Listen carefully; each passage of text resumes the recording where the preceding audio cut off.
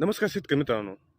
तर आज आपण बघणार आहोत तर पावसाच्या दिवसात जे तयार फळं आहेत त्याच्यावरती प्रॉब्लेम जाणवायला लागलेला आहे. कोणता? तर फळकूज बघू शकता, देठाकडून फळ कुजत आहेत आणि सडत आहेत.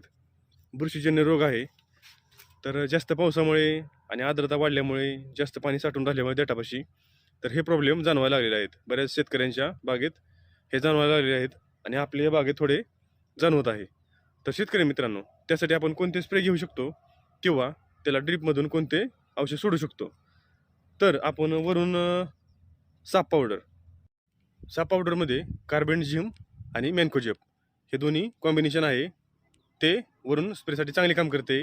वरून स्प्रे घेतल्यानंतरनं त्याने वरूनही कंट्रोल होतो. आणि तुमचे जर पेरू ओपन असतील, फॉर्ममध्ये लागलेला नसेल पेरू, तर तो स्प्रे घेतल्यानंतर जो ओपन पेरू आहे त्याच्यावरती तो चांगल्यापैकी काम करेल. आणि जो फॉर्ममध्ये पेरू बसलेला आहे त्याच्यावरती ते स्प्रे बसला तर त्याच्यावरती त्याचं काम चालू होतं औषधाचं.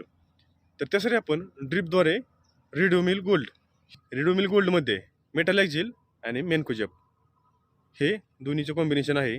तर ते ड्रिपद्वारे बुरशीवरती, त्या देठ कुजीवरती चांगले काम करते. हे सोडल्यानंतरनं जो पेरू फॉर्ममध्ये बसलेला आहे त्याच्यावरती ते चांगलं काम करतं. आंतरप्रवाही बुरशीनाशक जो फॉर्ममध्ये बसलेला पेरू आहे त्याच्यावरती काम करणार. बुरशी असेल किंवा देठाकडची साईड सडत असेल आणि अशी काळी पडत असेल तर त्याच्यावरती ते नक्की काम करेल. वरून स्प्रेसाठी साप पावडर वापरू शकता आणि रिडोमिल गोल्ड हे वापरू शकता.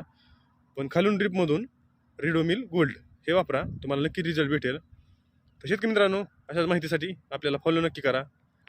धन्यवाद.